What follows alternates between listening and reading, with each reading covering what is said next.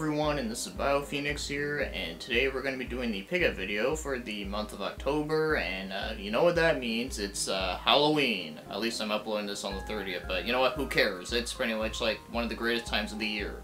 It's the most wonderful time of the year.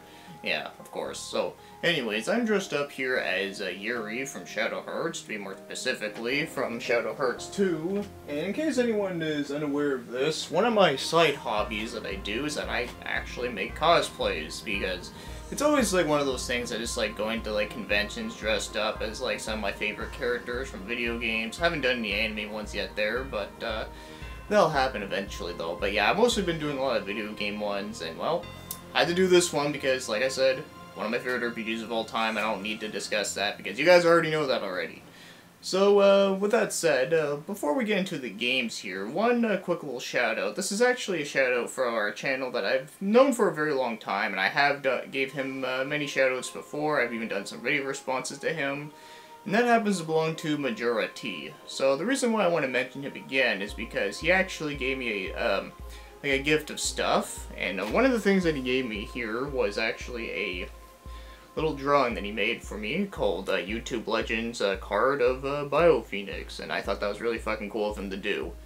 Yeah, like he told me that the art was supposed to be inspired by the Atari cart of the game Phoenix, which is pretty cool because that is actually a pretty decent Atari game. It's a lot like Space Invaders, and you know, he wrote like a little note to me which I thought was really cool, and you know, I've already read it already there, and I already messaged him on Facebook like a few weeks ago, telling him thanks, man, like you're the greatest. So yeah. Anyways, though, he's a really good YouTuber. I can definitely recommend checking out his stuff. He does do a lot of different discussional videos, and recently he did a video talking about like his most like favorite game of all time being like, you know, like the Zelda games because he grew up with them, and he explains it in a really interesting way, and some things I never actually realized about some of the things that he said about it, so I thought that was really cool. So yeah, anyways, there, definitely would recommend checking him out, and of course he did give me some games along with it too, so yeah, let's get into those. So the first one that was in this package was a Sega Genesis game, and that happens to belong about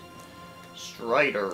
Yeah, the original arcade game ported onto the Sega Genesis, and of course, you know, I love the Strider games. I think they're awesome fun, and this one I think is a pretty good port of it, if I say so myself. I mean, it's like the arcade version, and I think it does suit very well on the Genesis. It feels good, the music is still good, graphically it looks good for the time, and of course you just gotta love that cheesy ass box art. Like, oh man, like, he just looks so fucking manly as shit.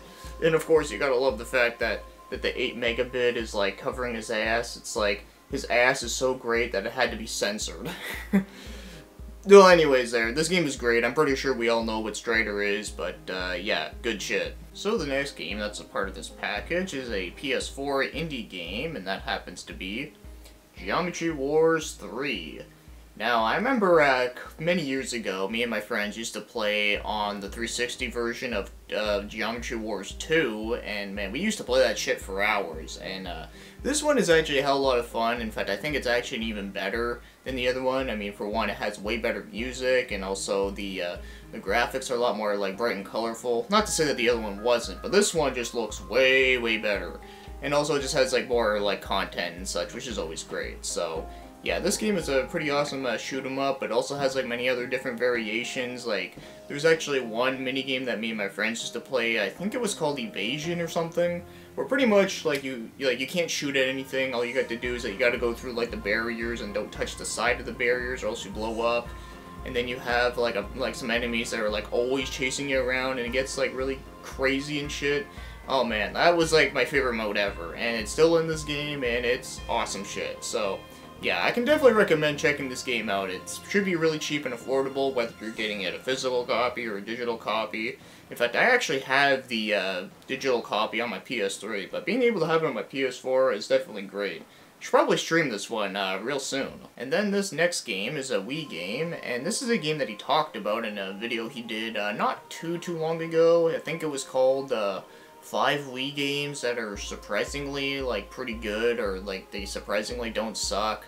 I forget exactly how he worded it there, but it's one of those kind of videos, and it was pretty cool actually. I found out about some interesting games on that list. And one of those games he ended up giving to me, and that was Penny Racer's Party Turbo Q Speedway. And I told them in the video that, oh yeah, this is a part of a long-running series called Chara-Q, which have also been named as, like, Penny Racers or Adventure Avenue, and there's like a shitload of different names that went by. I talked about it in my Strange Origins video, but, yeah, it's a pretty interesting racing series where we're all, like, using miniature cars, and you gotta, like, you can, like, customize them, you can have, like, a lot of crazy-ass attachments, and there's also just crazy-ass designs in general. And I also really like the level design, too. Like, there's some pretty cool, different tracks you can make your own, and you can just race on and shit. But yeah, it's a pretty good game, if I say so myself. I don't know if I'd say it's the best one, because personally, I like the N64 one the best. So, the last game that was in this package was a Saturn game, and even more surprising enough, this is actually a game I've never even heard of whatsoever. So, I was really interested and wanted to see what it was like, and, well, that happened to be Gridrunner. No, not Blade Runner. Gridrunner. Although I do still gotta see that new Blade Runner movie, which does look really good. But anyways, that's another discussion for another day, though.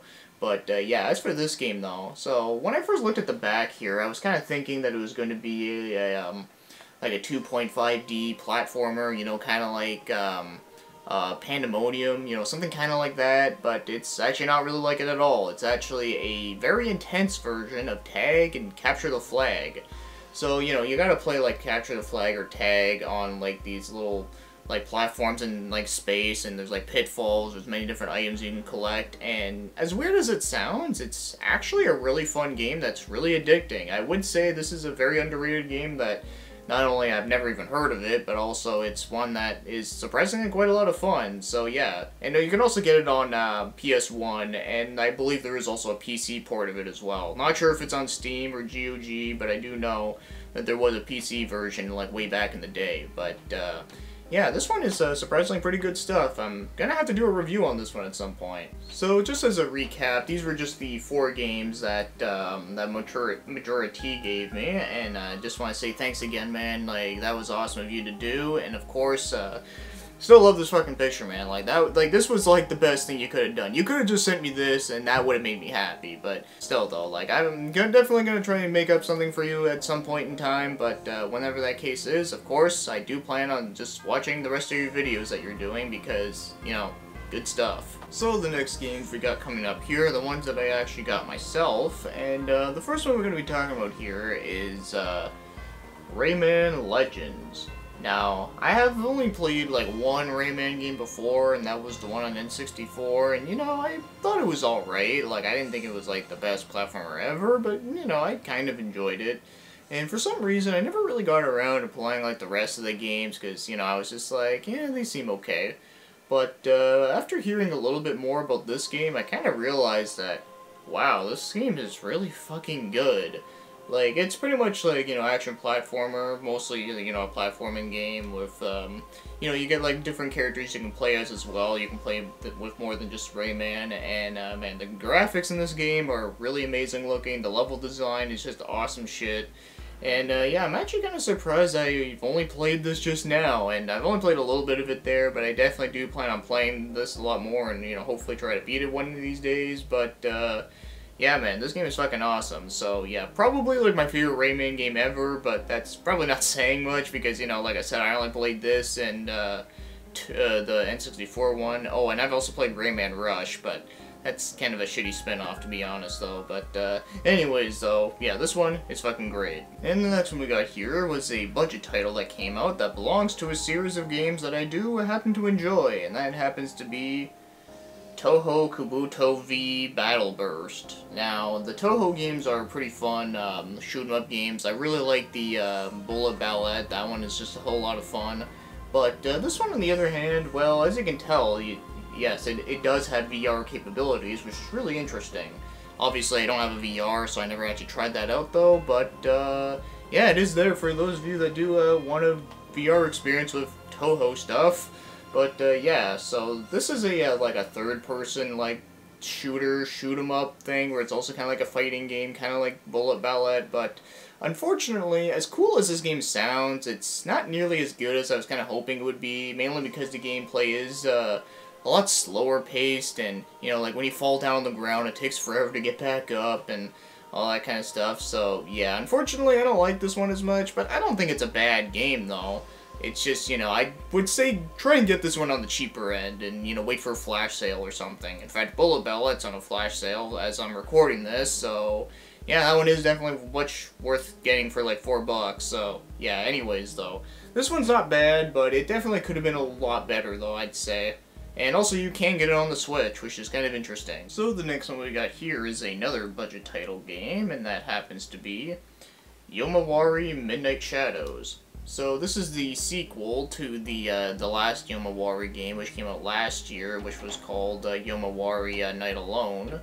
And that one was only on the Vita and the Steam, but this one is actually on Vita, Steam, and PS4, which is pretty great. So that means more people will get to play this one. And I've only played like a little bit of this one though, but what I can say is that I did finally beat the first one last week. And, you know, I liked it. I thought it was a pretty good horror game, very indie style, and of course very fucking creepy, and a lot of really fucked up shit in the game. And it also gets really depressing too. And this one is also just like that, very depressing, but also very creepy as shit. In fact, this one I would actually say is even more creepier than the first one. But I think a part of the reason I say that is because, you know, I'm playing this on like a big screen TV versus a Vita screen, because I have the first one on the Vita, and yeah. Either way though, this one I do think is a really interesting horror game. It has some like really great atmosphere, some really cool like art style to it that's really beautiful looking, and also, like I said, it has like a mix between like an anime style and kind of indie-ish. I don't really know how to describe it right though, but it's actually a pretty interesting look to it though, that something I don't really see too often. But yeah, this one is really interesting stuff. And as for the next one we got here is a game that was a sequel to a game that I did kind of enjoy, and I'll explain more about that in a bit, and that happens to be Knights of Azur 2. So, like I said, the first game I did kind of enjoy it. I really liked the gameplay in it, the music was fucking awesome, and I did like the overall style to the game, but I did found that the story and the writing was, I don't know, I didn't really care for it too much. Like, it wasn't like the worst thing ever, but it was just kind of okay, I guess. I don't know, it was pretty forgettable, to be honest. But I did like the rest of it enough where I was kind of interested to see what the sequel would do. And I just played this one earlier today, and from the very little I played, it does seem like gameplay-wise, it does make some pretty good improvements. There's actually more like combos you can do in it, which I think is really nice. And they also have more like different type of special attacks you can do, and there's the way that they did the servants is also slightly different as well, so, you know, at least they did change things up a little bit, and it is in a good way. And, you know, the graphics are also a lot better too, since this is only on PS4, and I believe it is on PC as well, where, you know, the other one was on, like, PS3 and the Vita, so, you know, they kind of had to compromise, like, those systems when they made it on PS4 and such, but anyways, though, so this one does graphically look a lot better, and also the music is still fucking awesome, too, so that's still, there's still that going for it. But the story, well, considering I just started the game, I can't really say a whole lot about it there, but it does seem, like, a little bit better, but like I said, I can't say too much on that, though. But if you did play the first one, and, you know, you didn't really care for it too much, or you know, you just thought it was okay, then maybe it might be best to wait on this one there. But just from what I played of it, just for a first impression sort of thing, I do like it. I do think it is a better improvement from the first one. And like I said, I liked the first one enough that I actually finished the game and it was like, yeah, it was pretty good. Like, wasn't like amazing, but, you know, pretty good enough. So as for the last game in this entire video is one that I did a stream on recently, and it should be pretty obvious to know what it is, and that happens to be Wolfenstein 2, The New Colossus. And I actually ended up getting the Collector's Edition because, well, I had a feeling this was going to be a game I knew I was really going to like, so I was like, you know what, I have the money for it, fuck it, let's might as well get this shit, because that actually does look pretty fucking cool. So the first thing that you get in this is this really cool steel case. I actually really like it a lot. And in fact, when you open it up, you do get some really cool art inside. So, so you got all this stuff, you know, which is really cool. And one of the really awesome things that I really liked about this is that you get this little pamphlet thing. This is actually the little, like, manual that's for the figure that comes with it, but on the back of it, or it looks like this, Like that's pretty awesome. It kind of looks like something from like DC Comics, like way back in the day, which is pretty sweet. So yeah, I thought that was like really fucking awesome. And as for the really huge ass part for this collection, would have to be this, which is the figure of DJ Blazkowicz, and yeah, it's pretty fucking awesome. I love the packaging on this. Like it looks like an old like 1950s like drive-in movie. That's what it reminds me of. And so you know, that's like the front of it. And, you know, you get the side of it, which shows you, like, all the different, like, guns and, like, the Molly hatchet and, like, the jacket and such. And then, on this side, you get a little bit more art and such. And then on the back here, it just tells you a little bit about the stuff, too, which is always nice. And, one thing that I also like about this is, like, it's just, like, one of those little minor things there, but, like, it looks like that it has, like, wear and tear. Which, you know, makes it look old, which I always really liked. I know the NECA figures from, like, you know, like the one they have for, like, Friday the 13th, and I have the one for Godzilla and a few others there. Like, those ones also have that, too, which I think is really cool. But, yeah, this thing is pretty fucking awesome there. And, like I said, this is a game that, like, I knew I was really gonna like, because I love the first one a lot. It was probably one of my many favorite first-person shooters that came out in recent years, next to, like, Shadow Warrior. So, knowing all this, yeah, I can definitely recommend getting this game. No matter which version you get of the game or how you get the game, it doesn't matter. As long as you're playing it, you're doing it right. So that'll take us to the end of this video. So like I always say, hopefully you got some good recommendations of some of these games to check out in the near future. Because I know a lot of people have been saying that it's Broketober because there's so many good games coming out. And yeah, there is a lot of good games that came out in October. But, you know, I haven't been able to get a lot of them there because, you know, I'm trying to save up for certain things. So I'm just trying to pick and choose exactly what I want for the right time kind of thing. Which I'm sure we all know exactly for that. So, anyways, though. But I could also argue that it is also a broke year, because holy fuck, this year has been so fucking amazing with games. So, anyways, now with all that stuff aside, of course, hope you guys have a great Halloween this year, great October. Hope you guys enjoyed the horror reviews that I uploaded and the horror streams that I was just like totally fucking around in. And of course there will be plenty more stuff throughout until the end of the year. But one thing I will say before I end it though is that I am going to be on a little bit of a mini vacation that's going to last me about a week. I'm going to be visiting my hometown, visiting some friends, and I'm also going to be selling a couple of things that I don't really feel like I need right now. So yeah, I'll see you guys in the near future. So of course, take care guys and have yourselves a great day.